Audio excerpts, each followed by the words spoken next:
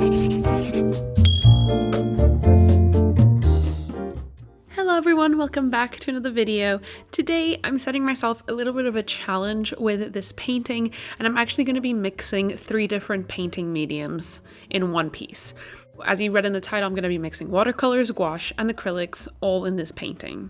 So right now I'm just setting down the masking tape so that my borders are nice and clean at the end, and then I got out all the materials that I'm going to be using in today's video, which are a few. So for watercolors, I'm going to be using my Paul Rubens watercolor palette, and then for gouache, I'm using my Himi jelly gouache paints, and then for acrylics, I'm using my Arteza acrylic paints. For my paintbrushes, I'm using, of course, my paintbrushes that I did in collaboration with Craftamo, and I'm actually going to be doing a giveaway in this video, so make sure to stick around to the end of the video to find out more and how to enter. Now let's get started. So as I said, I'm going to be starting off with watercolors, and I'm going to be basically going up in terms of opacity. So I'm going to start off with watercolors and then go into it with gouache and then go into it with acrylics. And the reason why I wanted to do this was nothing short of just wanting to see what would happen. As you guys know, I just love experimenting with mixing mediums and mixing all kinds of things in my paintings and my traditional paintings. So I just thought, you know what, why not try and mix all of my paint mediums together and see what comes out. And I think it would also be a really good opportunity for you guys to see the differences between watercolors, gouache, and acrylics, and how they all differ, not only in consistency, but opacity, and just how the medium interacts with the water and the paintbrush and the paper. I just think it would be a nice little experiment. So I laid down the flat colors first of all with the flat brush from my paintbrush set here, and just started laying down like a nice almost translucent wash of the basic colors, and then I let that dry and went in with like a darker color and started adding in the shadows and everything like that. I wasn't even that precious in terms of like making sure that all my lines were clean and making sure that I left the highlights, because usually with watercolors you have to leave highlighted areas untouched, because I knew that I was going to be going in with gouache and acrylics later, and obviously those are very opaque and you can add in highlights later.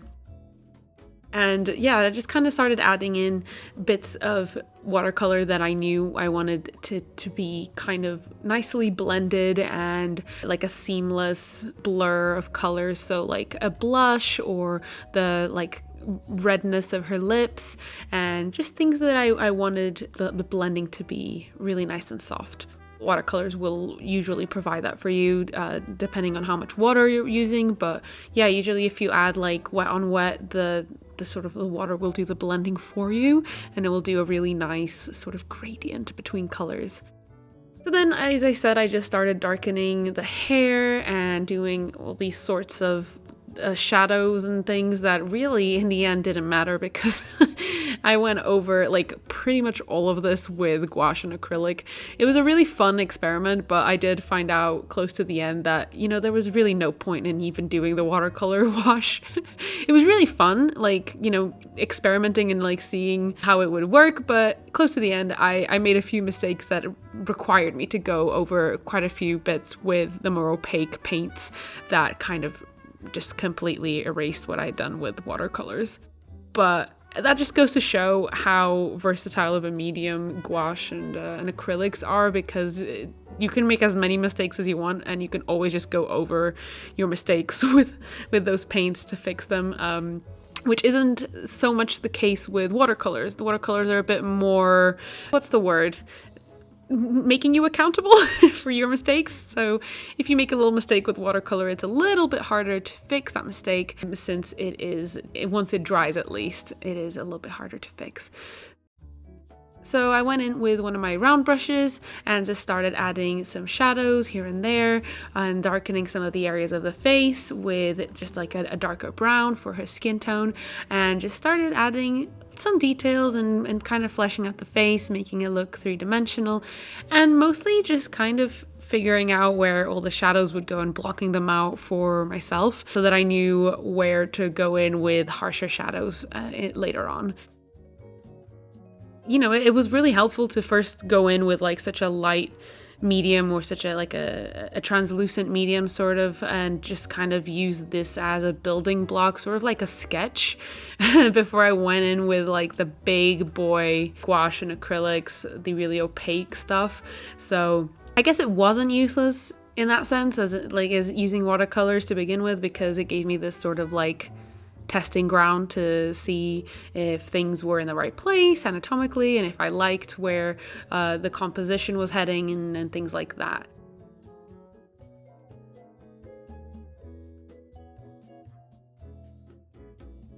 So I decided to do one final layer of watercolor and just darken them up a little bit more ahead of getting into the gouache. And yeah, as I said, you know, with watercolors especially, you do want to work in layers, doing washes and then letting them dry and then going over them. And this will basically provide you with like different building blocks, so you can kind of like build up opacity. Since it is such a water-based medium, it does come out sometimes a little washed out, and that's just the beauty of watercolors, that you can build color upon color. And if you are a bit hesitant in terms of like where color should go and how dark to go in some areas, watercolors are quite friendly in that department, since you can slowly build up color and opacity. So as you can see here, I just went in with that round brush and started adding some smaller details to the hair, and I kind of made the hair a little bit more purple, but you'll find in the final bits of the painting, I actually ended up going back to like this deep blue. Honestly, this painting takes a few turns. I feel like with every medium that I used, I went in a different direction, which was also really fun. So I was done with the watercolors, and I got out my Himi gouache paints, the little jelly paints that kind of make you want to eat them. Yeah, they were a bit dried up because I haven't used them in a while, so I just added some water to them and they were good to go.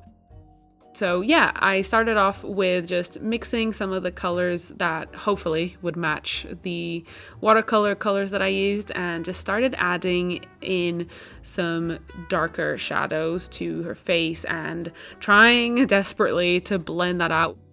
I always say that gouache is like if acrylics and watercolors had a baby.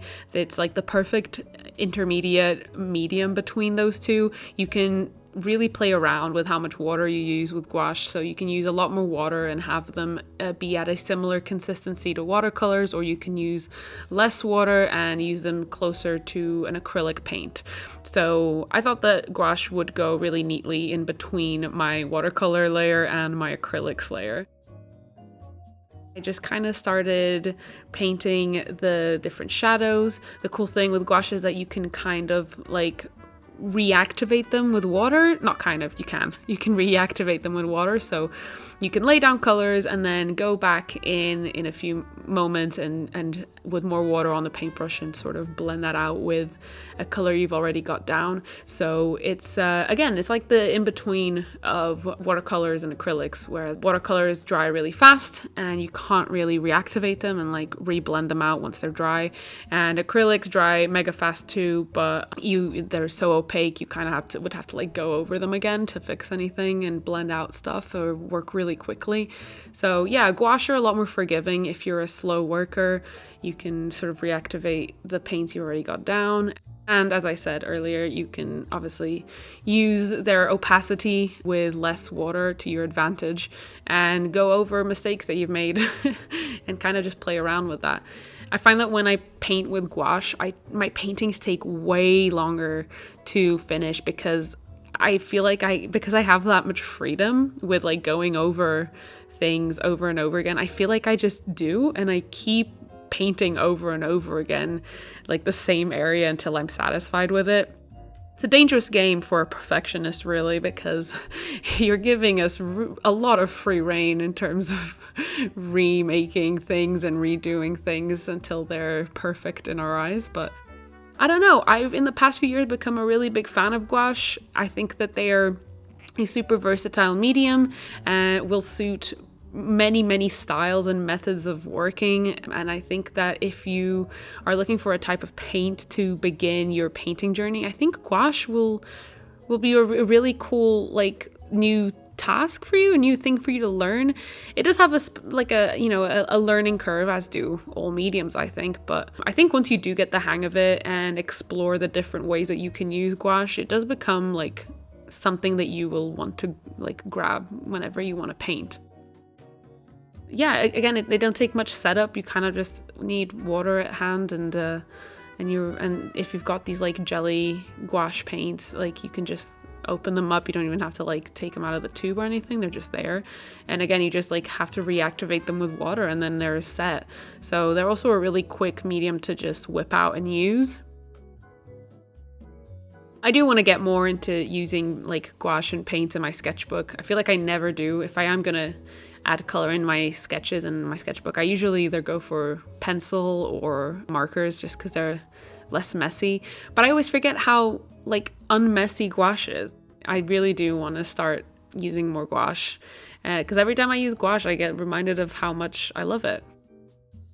Like a big example here of how easy it is to fix mistakes. As you can see there on the eyebrow, I kind of like messed up and used the wrong brush with the wrong color on it and kind of like mixed it in with some skin tone when I was doing the eyebrows. But I literally just let that dry and went back in later with a different like color on top of it. And it's like, what mistake? It's just a really easy medium to use, I think. You can hide all your mistakes. It's lovely.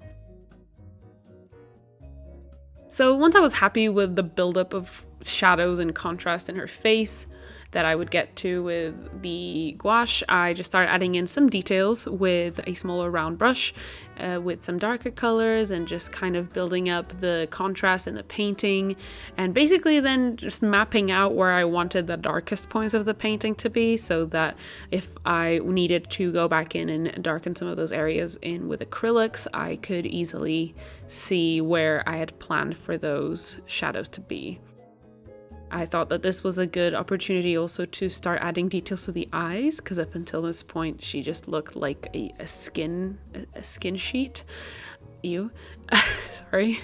So I decided to start adding some more prominent features, so like some eye details and some the dark areas of some creases around her mouth, and the nostrils and things like that, and just kind of start building a face.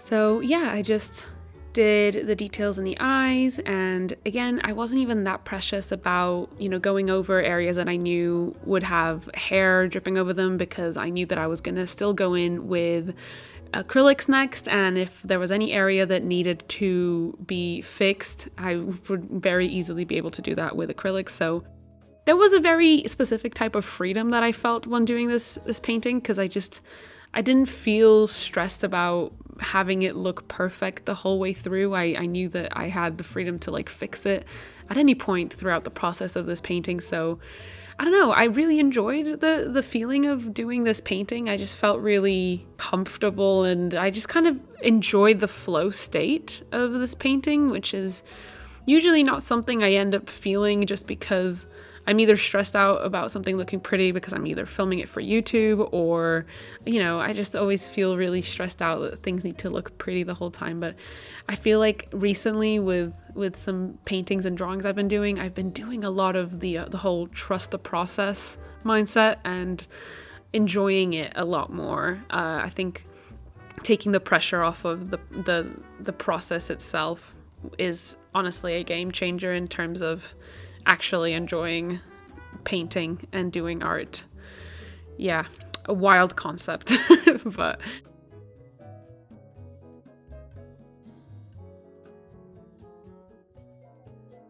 here, as you can see, I went in with just some gouache and mapped out which were the areas that I needed to increase opacity with the acrylics. So just some strands of hair that I knew I wanted them to be sort of over her face, and where I wanted the hair highlights to be, where like different locks, I wanted them to sort of overlay over each other, and that was it with gouache.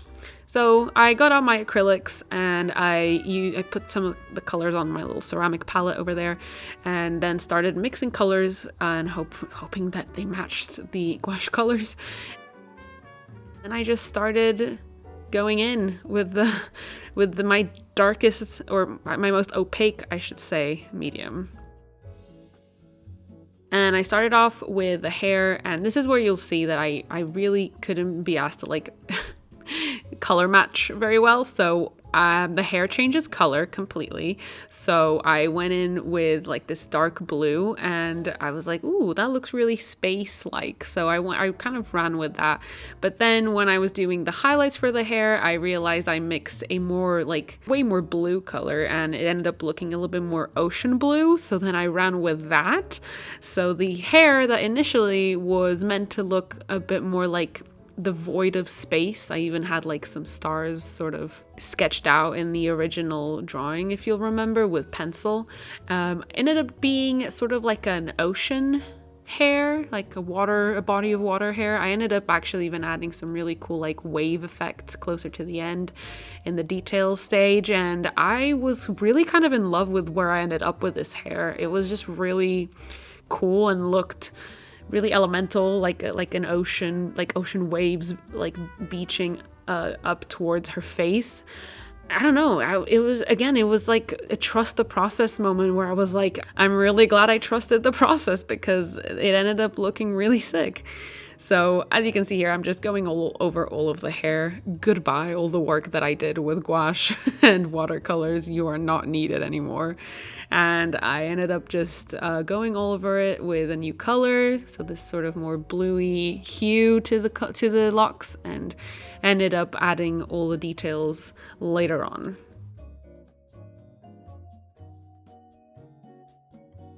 So I added in just some quick highlights to the hair before I moved on to the face. So just kind of mapping out where I wanted my new shadows and highlights to be, because obviously I changed the hair so much that I had to keep remapping my plans.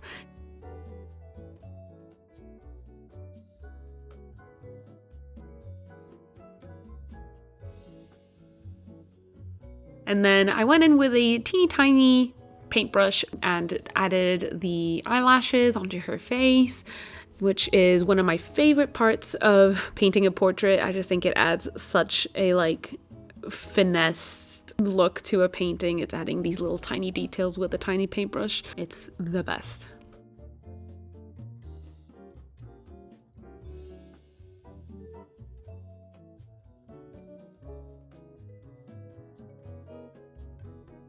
And then also with a tiny paintbrush, I went back into the hair and added some like little stray hairs here and there that were like really nice and thin, so they look more like hairs and not like locks of hair, and kind of intertwine those hairs with the hair that I'd already painted. And it made it look so pretty, and it was starting to look really finished.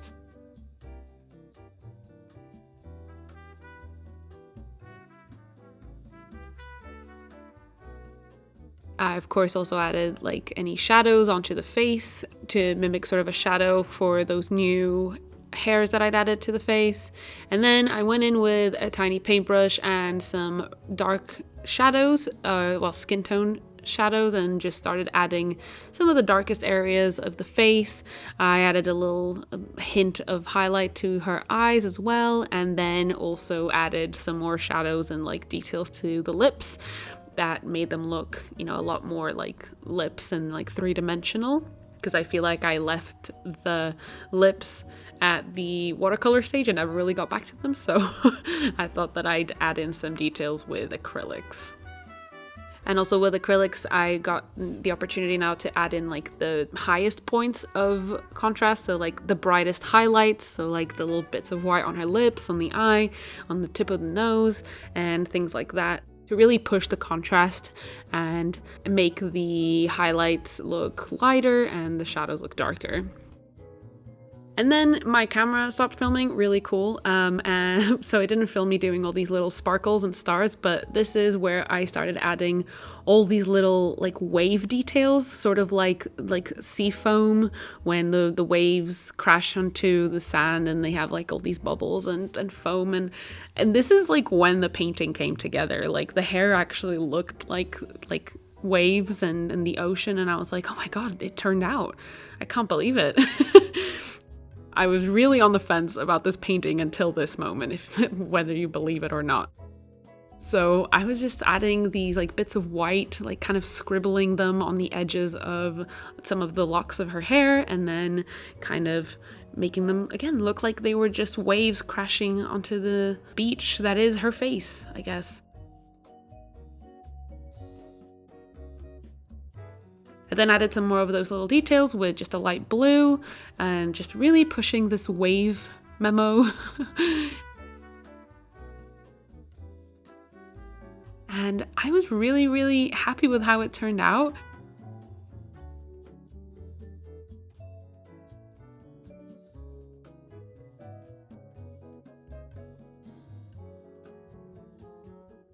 I then peeled off the tape, the most satisfying part of a painting. It looked so crisp and so pretty, and after I peeled it, I remembered I needed to sign it, so I went in with one of my teeny tiny paintbrushes and just signed my name over there in the corner with some white paint.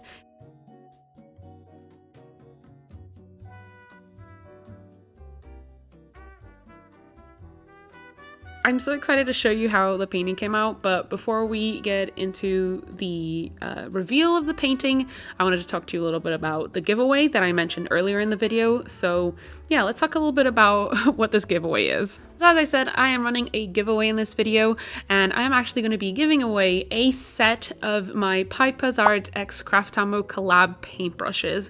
Super, super exciting. If you didn't know, I actually released this paintbrush set back in November. And to enter the giveaway, you only have to do two things. One of them is to subscribe to my channel or be subscribed to my channel. And the second one is to leave a comment on this video saying what your favorite art medium is, or just whatever you like doing creatively. And also don't forget to leave a social media handle so that I can contact you in the event that you do win. So Instagram, Twitter, whatever. So the rules are that it's open only to the UK, Europe and EU, US and Canada. The giveaway ends in a week, so on the 19th of April, and winners will be selected at random on that day. Good luck to everyone who enters, and yeah, so excited to see who wins. Now let's get back into the reveal of the painting. So here is how the painting ended up looking like. I am so happy with how it came out. It was a real like whirlwind roller coaster of a process, and I just had no idea where I was going to end up. So I'm really glad that I really like the final piece. Let me know what you think. Obviously at the end, there's not that much watercolor left in the paintings itself, but I really like it. Good luck to everyone who enters the giveaway. I hope you enjoyed today's video, and I will see you in my next video. Bye-bye!